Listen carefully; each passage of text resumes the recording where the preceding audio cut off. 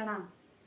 ये हमारा विशेष कार्यक्रम है आज की खाज का, जिसमें मैं आपसे बात करती हूँ कभी क्लिनिक के बारे में, यानी कि हेल्थ के बारे में, क्योंकि मैं एक नेचुरोपैथी की डॉक्टर हूँ, डॉक्टर निधि कंसल अग्रवाल। और क्योंकि मैं सामाजिक सरोकारों से जुड़ी हुई हूँ, अपनी सोशल रिस्पॉन्सिबिलिटी को समझती हूँ, निभा रही हूँ, इसलिए कभी कभी मैं आपसे as a mother of all senior citizens भी बात करती हूँ, क्योंकि मैं ये अपॉइंट की गई हूँ सभी सीनियर सिटीजन्स की हेल्थ रिकवरी करवाना, जूनियर जनरेशन और सीनियर जनरेशन के बीच में एलिमिनेट करना, जनरेशन गैप करवाना। और ये मेरी रिस्पॉन्सिबिलिटी है जो मुझे तत्वगुरु जी के द्वारा दी गई है। अब इन्हीं सब सब्जेक्ट्स पे बात करते करते मैंने 2019 में लोकसभा में इलेक्शन भी लड़ा है। अपने बारे में मैं थोड़ा सा आपको ब्रीफ कर दूं। मैं डॉक्टर निधि कंसल अग्रवाल हूं, और उससे पहले नेचुरोपैथी से पहले मैंने सॉफ्टवेयर इंजीनियरिंग में एमटेक किया है, मास्टर्स इन टेक्नोलॉजी किया है, और उससे पहले मैंने एमसीए किया, मास्टर्स इन कंप्यूटर्स एप्लीकेशन।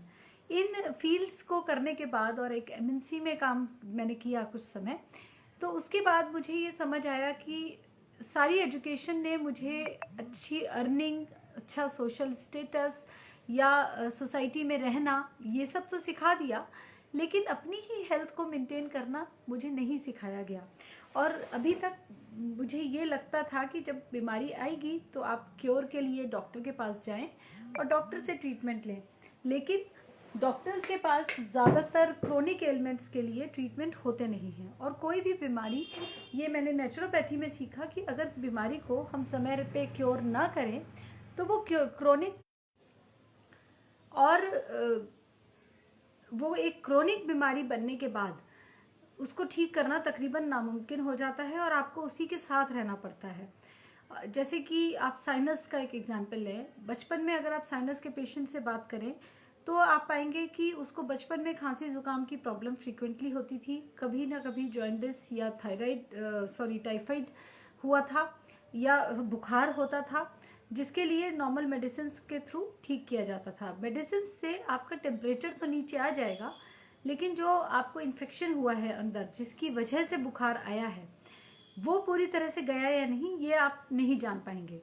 थोड़ा थोड़ा वो आपके अंदर डिस्टर्बेंस क्रिएट करता रहा, बार बार आपको ये प्रॉब्लम आती रही, धीरे धीरे वो कंजेशन ज़्यादा बढ़ गया और अब वो साइनसेस बन गया। और साइनस एक ऐसी प्रॉब्लम है जो सिर्फ नेसल कंजेशन नहीं करता या चेस्ट कंजेशन नहीं करता, एक न्यूरो प्रॉब्लम में भी चेंज हो सकता है, क्योंकि साइनस अगर ऊपर तक चला जाए तो माइग्रेन या कॉन्टिन्यूसली हेडेक या उससे रिलेटेड न्यूरो प्रॉब्लम्स भी देखी गई हैं। इवन फेशियल पैरालिसिस भी साइनस का एक बिगड़ा हुआ रूप हम देखते हैं। ये एक क्रोनिक प्रॉब्लम बन गई, जो कि एक मामूली प्रॉब्लम थी, खांसी जुकाम इज अ रूटीन प्रॉब्लम, लेकिन अब ये क्रोनिक बन गई क्योंकि ठीक समय पे इलाज नहीं हुआ। इलाज के लिए डॉक्टर्स या मेडिसिन काफ़ी नहीं हैं, मेरी इम्यूनिटी होनी चाहिए, मुझे नो हाउ होना चाहिए, प्रिवेंट करना आना चाहिए। ये मैंने समझा आफ्टर बीइंग अ मदर, जब मैं माँ बनी और बार बार मुझे अपने बच्चे को डॉक्टर के पास लेके जाना पड़ रहा है, बिकॉज सीजन चेंज है, या उसका डाइजेशन डिस्टर्ब हो गया है, या उसको कुछ स्किन एलर्जी डेवलप हो गई है, तो मुझे डॉक्टर के पास जाना पड़ रहा है। तब मैंने ये रियलाइज़ किया कि मुझे हेल्थ के बारे में एब्सोल्युटली कुछ नहीं पता है, और बच्चे की इम्यूनिटी अगर मैं नहीं डेवलप कर पाई तो बच्चे को मैं लाइफ लॉन्ग कुछ नहीं दे पाऊंगी। मैंने उसको एक बड़ा सा बैंक बैलेंस दिया है या प्रॉपर्टी दी है, वो उसको एंजॉय नहीं कर पाएगा या कर पाएगी अगर उसके पास हेल्थ नहीं है। तो मैंने अपनी लाइफ का ये टारगेट बनाया कि मैं बच्चों को एक हेल्थ गिफ्ट करूंगी, यानी कि एक हेल्दी ब्रेन, हेल्दी माइंड।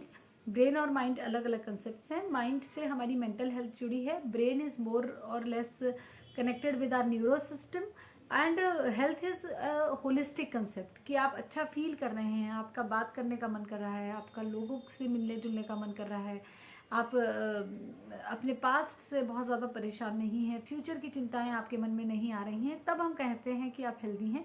आपकी वर्किंग एफिशिएंसी अच्छी है, आपको डिसीजन लेने में ज़्यादा प्रॉब्लम नहीं होती है, आप बहुत ज़्यादा उलझे हुए नहीं हैं, अगर मगर में बहुत ज़्यादा परेशान नहीं हैं, तब हम कहते हैं कि आप पूरी तरह से हेल्दी हैं।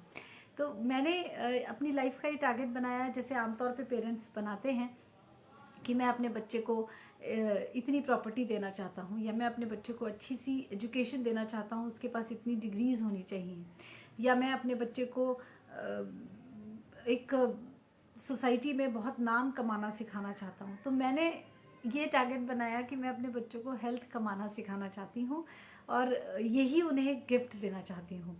अब धीरे धीरे मुझे समझ आया विद टाइम कि पॉल्यूशन का इफ़ेक्ट इतना ज़्यादा है कि मैंने अगर अपने बच्चे की इम्यूनिटी पे भी काम किया, क्योंकि बच्चे स्कूल जा रहे थे, पार्क जा रहे थे, तो मामूली वायरस जो सीज़न चेंज में फैलता था वो मेरे बच्चों को भी डिस्टर्ब करता था। बच्चा क्लास में सब बच्चों के बीच में बैठा है और उसके साथ का बच्चा अभी फीवर में है या कफ उसको हुआ है, तो मेरे बच्चे पे भी उसका इफ़ेक्ट आ रहा है। इतनी इम्यूनिटी उसकी कैसे डेवलप कराऊं कि उसको पॉल्यूशन का इम्पैक्ट उस पर ना आए। दूसरा, अगर उसकी आगे चल के करियर में कुछ अप्स एंड डाउन्स आते हैं विच इज़ वेरी नॉर्मल, तो उसकी वजह से उसकी मेंटल हेल्थ डिस्टर्ब ना हो, ये मैं कैसे इंश्योर करूं। या फिर क्योंकि मैं टेक्नोलॉजी के बैकग्राउंड से थी, आईआईटी से थोड़ा मेरा जानकारी रहती ही थी, मेरे खुद के फादर आईआईटीएन हैं, तो मुझे ये बात समझ आती थी कि आईआईटी में एक्चुअली सुसाइड रेट अच्छा खासा है अगर आप थोड़ा सा भी स्टडी करें। तो मुझे ये बात समझ आती थी कि बच्चे के करियर में अप्स एंड डाउन्स लगे रहते हैं। कभी आप सब्जेक्ट में फेल हो गए, कभी आपको प्रमोशन नहीं मिला, कभी आपको आपकी जॉब चली गई, या आपका बिजनेस में अचानक से बहुत बड़ा लॉस हो गया, तो उस समय उसकी मेंटल हेल्थ डिस्टर्ब ना हो, ये बहुत ज़रूरी है। तो अब मैं ये भी चाह रही हूँ, तो मुझे कम्युनिटी का कंसेप्ट दिया प्रोफेसर अग्रवाल और उनकी टीम ने, क्योंकि जब मुझे अपनी हेल्थ प्रॉब्लम्स जब क्रोनिक प्रॉब्लम्स में कन्वर्ट होने लगी, जैसे कि साइनस का मैंने एग्जांपल दिया, वो मेरी अपनी ही प्रॉब्लम थी। मामूली सर्दी खांसी जुकाम बुखार जो मुझे टीनेज से हुआ करता था, वो आफ्टर मदरहुड साइनस बन चुका था और वो क्रॉनिक था, यानी कि मेडिसिन से भी ठीक नहीं हो पा रहा था, मैं रिकवर नहीं कर पा रही थी। अगर एक बार मुझे कफ हुआ है तो मेरे पूरे दिन का रूटीन डिस्टर्ब हो जाता था, मुझे नींद में प्रॉब्लम होती थी, और अगर ज़ुकाम भी हो गया है, कोल्ड भी हो गया है, सपोज़ मैं बारिश में भीग गई हूँ, तो उसकी वजह से वो 15 दिन या 1 महीना मेरा डिस्टर्ब रहता था। तो इस तरह से मैं फैमिली को अपनी नहीं हैंडल कर सकती थी, ये अच्छे से क्लियरली मुझे दिखा था। तब मैंने अपने ट्रीटमेंट के लिए प्रोफेसर अश्विनी अग्रवाल जी से बात की थी, क्योंकि वो भी एक टेक्नोलॉजिस्ट थे, लेकिन हेल्थ के मामले में टेक्नोलॉजी की बात किया करते थे। सुनने में बहुत नया था, लेकिन सारी पैथीज मैं ऑलरेडी लगभग ट्राई कर चुकी थी और मुझे पता था कि मेरा और ट्रीटमेंट कहीं भी पॉसिबल नहीं होगा। वहाँ उन्होंने मुझे बताया कि आपकी कम्युनिटी इम्पॉर्टेंट है और कम्युनिटी शील्ड आपको बनाकर रखनी पड़ती है, क्योंकि अगर आप ठीक भी हैं पर आप पॉल्यूशन की वजह से अगर बीमार हो गए, या किसी की जेलसी ने आपको डिस्टर्ब कर दिया, या आपको वायरस अटैक हो गया, तो आपकी हेल्थ शैटर होगी ही होगी। इसलिए आप कम्युनिटी शील्ड पे काम करो, और कम्युनिटी आपकी मेंटल हेल्थ को भी मेंटेन करेगी, आपके कॉन्फिडेंस लेवल को भी मेंटेन करेगी, आपके कपलहुड में भी बेनिफिट करेगी। जी हाँ, कम्युनिटी आपकी अगर अच्छी है तो आपका मैरिड रिलेशन भी अच्छा चलता है, जो हस्बैंड के साथ रिलेशन है उसमें भी आप रिलैक्स्ड रहते हैं, किसी तरह की डिस्टर्बेंसेस बहुत मेजर नहीं आती हैं कम्युनिटी डेवलप करने से। तो उन्होंने कहा कि बजाय इम्यूनिटी बनाने के तुम कम्युनिटी पर काम करना शुरू करो, जो कि तुम्हारे लंग्स तुम्हारे लिए बना सकते हैं। लंग्स मेरे लिए कम्युनिटी बना सकते हैं, ये बात मुझे समझ आ गई, और कम्युनिटी से मैं प्रिवेंशन कर पाऊंगी जो मेरे को प्रॉब्लम्स आ रही हैं। क्योर तो होगा ही, उसके बाद प्रिवेंशन होगा।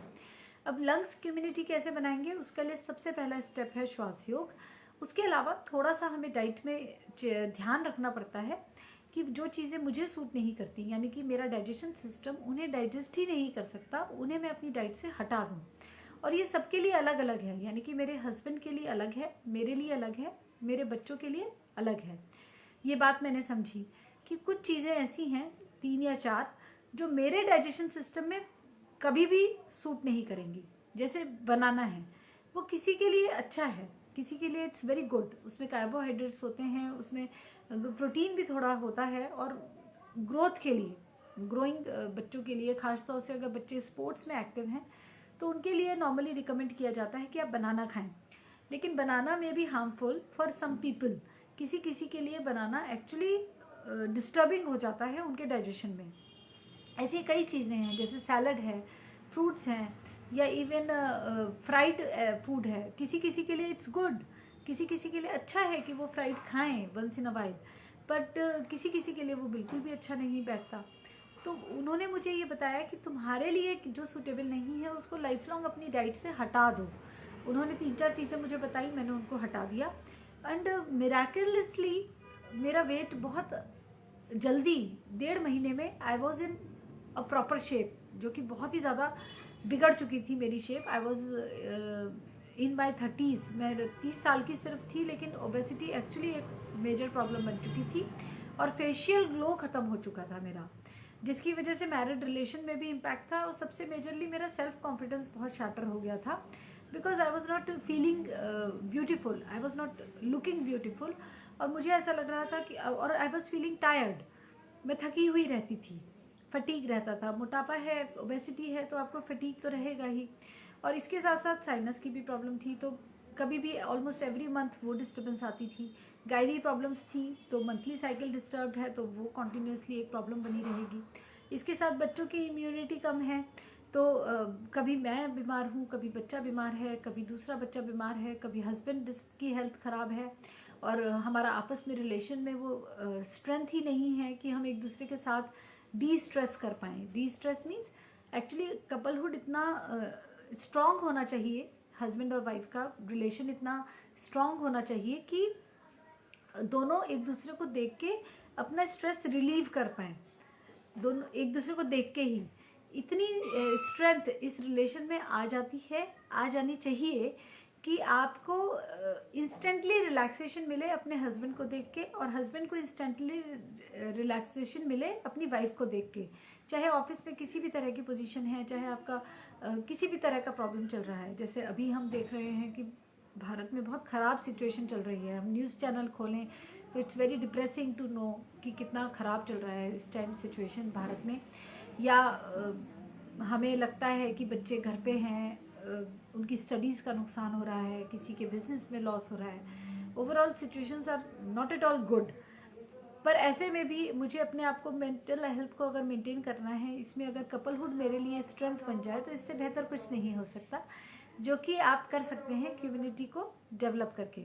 तो ये सब मैं अचीव करना मैंने शुरू किया 2011 में आई स्टार्टेड, और 2014 में मैं फिर से माँ बनी तीसरी बार। मैं प्रेग्नेंट हुई और मैंने डिसाइड किया कि मैं इस बच्चे को डिलीवर करूंगी, क्योंकि पर्सनली मैं अबॉर्शन के बिल्कुल खिलाफ थी। एथिकली मुझे ये गलत लगता था, आज भी मैं इसे गलत ही मानती हूँ।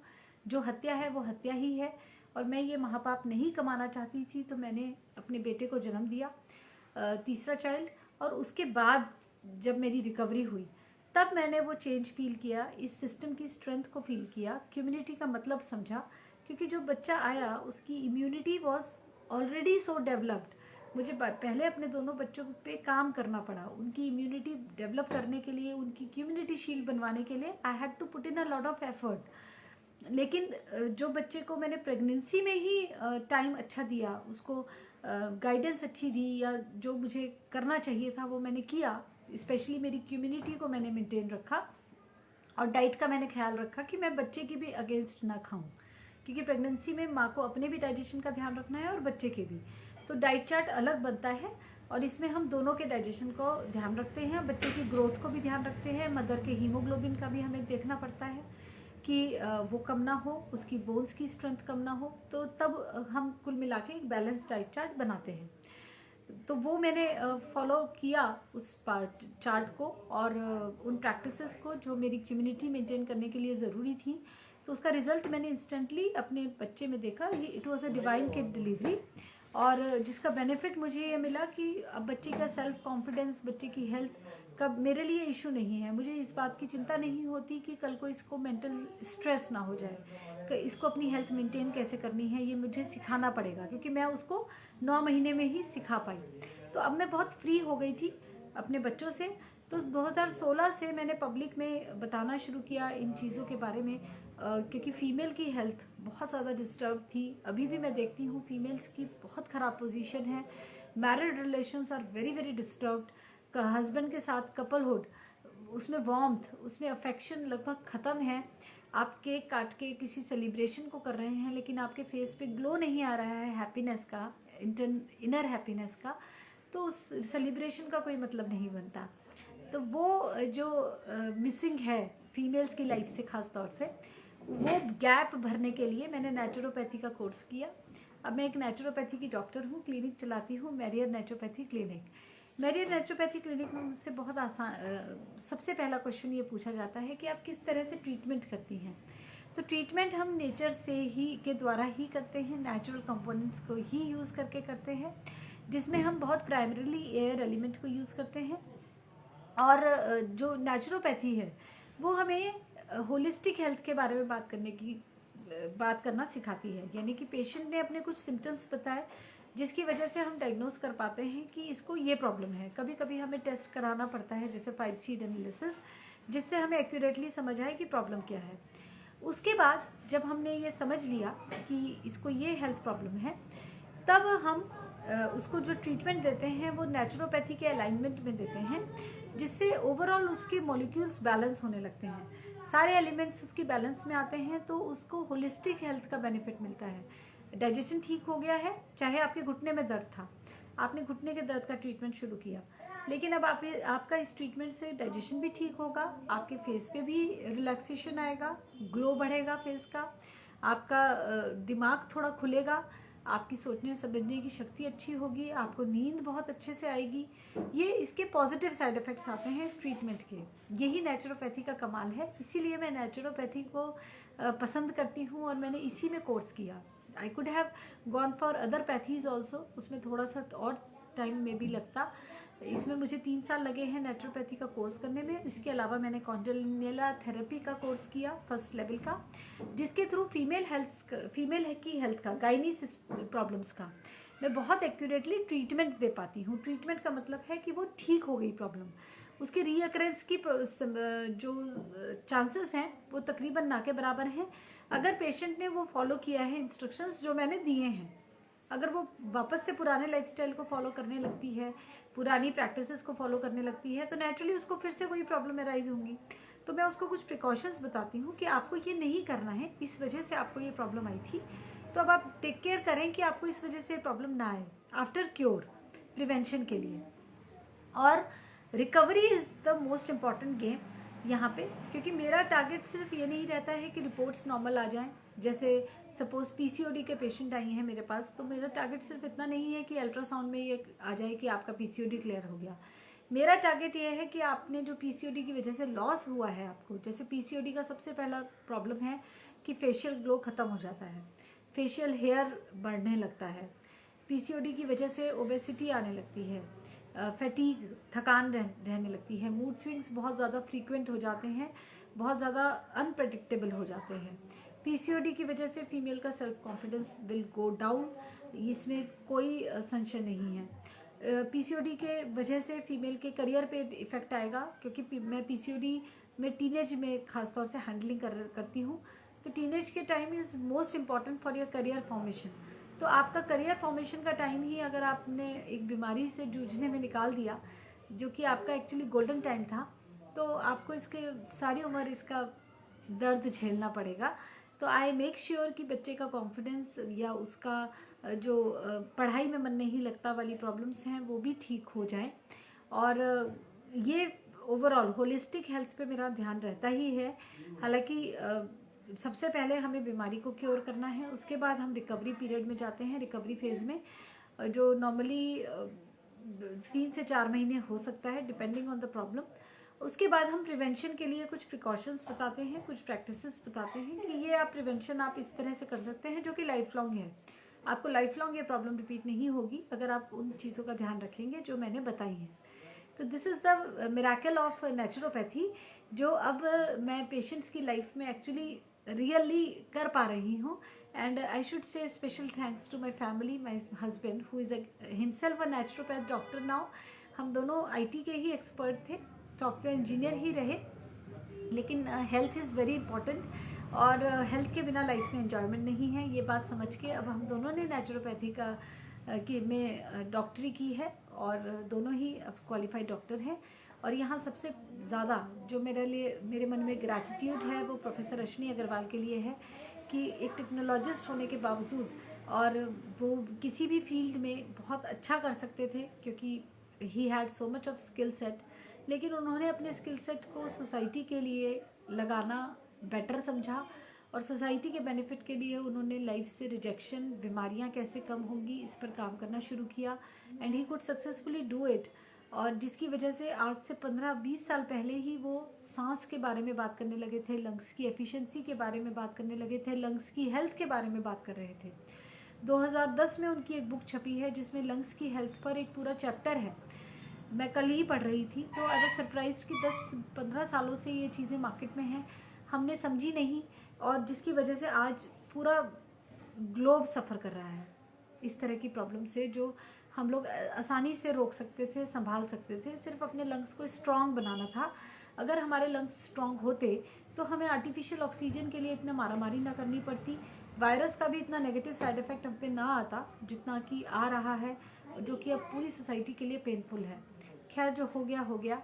जो लोग अभी हेल्दी हैं उन लोगों के लिए स्पेशली मैं ये मैसेज देना चाहती हूँ कि आप नेचुरोपैथी को यूज़ करके अपनी कम्युनिटी को डेवलप करें, अपने लंग्स को स्ट्रॉन्ग बनाएं, ऐशो योगा की प्रैक्टिस शुरू करें, और किसी भी तरह की बीमारी है अगर तो उसको ठीक ज़रूर करवा लें पूरी तरह से नेचुरोपैथी में। प्रणाम। 9728130141 मेरा मोबाइल नंबर है। मैरियड नेचुरोपैथी क्लिनिक इस नाम से आप ढूंढ सकते हैं फेसबुक पे आपको, या गूगल पे भी आपको डेफिनेटली इन्फॉर्मेशन मिलेगी कि आप कैसे अपनी हेल्थ को इम्प्रोवाइज कर सकते हैं। प्रणाम।